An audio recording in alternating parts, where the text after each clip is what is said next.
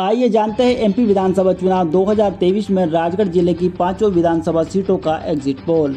इस बार चुनाव में नेताओं ने विकास के स्थानीय मुद्दों को भूलकर मैदान में उतरे। तो जहां बीजेपी लाडली बहना को लेकर प्रचार कर रही है, तो वही कांग्रेस ने भी भर्ती परीक्षा घोटाले और गड़बड़ियों को लेकर बीजेपी को घेरने में कोई कसर नहीं छोड़ी है। राजगढ़ विधानसभा सीट पर कांग्रेस से कब्जे वाली सीट पर बापू सिंह तंवर के सामने बीजेपी ने अमर सिंह यादव को मैदान में उतारा, लेकिन सोंधिया, तंवर और गुर्जर समाज की सेंधमारी के चलते यह सीट इस बार बीजेपी के खाते में जा सकती है।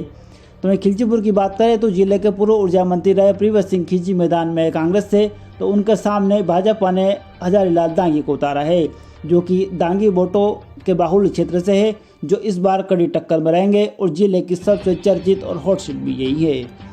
अब बात करते हैं नरसिंहगढ़ विधानसभा सीट की, तो यहाँ चेहरा बदला गया है। जहाँ भाजपा ने हिंदुत्व कार्ड से मोहन शर्मा को चुनाव मैदान में उतारा, तो वहीं कांग्रेस ने गिरीश भंडारी को, लेकिन यह सीट इस बार फिर से बीजेपी के खाते में दिखती नजर आ रही है।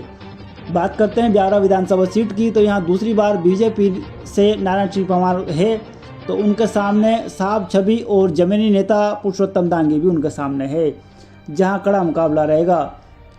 जिले का सबसे केंद्र रहने वाली बात करते हैं तो भाजपा के कब्जे वाली सारंगपुर विधानसभा सीट की, जहां भाजपा ने गौतम टेटवाल को, तो वहीं कांग्रेस से महिला प्रत्याशी कला महेश मालवीय को मैदान में उतारा है, जो पिछले विधानसभा चुनाव में बीजेपी के कुंवर कोठार से 4300 वोटों से हारी थी। लेकिन इस बार स्थानीय नेताओं के विरोध के चलते यह सीट कांग्रेस के खाते में जा सकती है। लेकिन अगर मामा जी का लाडली बहना का जादू चलेगा तो गौतम टेटवाल की नैया पार हो सकती है। जिले में 3 सीटें भाजपा और 2 सीटें कांग्रेस के खाते में जाती नजर आ रही है। एग्जिट पोल में रिपब्लिक भारत ने बीजेपी को 118 से 130, तो वहीं कांग्रेस को 97 से 160 सीटों का जनादेश दिया। तो वहीं जी न्यूज़ ने भाजपा को 111 से 121 और कांग्रेस को 106 से 116 सीटों का जनादेश दिया है। इसका अंतिम फैसला तो 3 दिसंबर को ही होगा, लेकिन दोनों ही राजनीतिक दल अपने अपनी जीत का दावा कर रहे हैं। प्रदेश की 230 विधानसभा सीटों पर 17 नवंबर को शांतिपूर्ण मतदान हुआ, जिसमें बम्पर वोटिंग भी हुई है।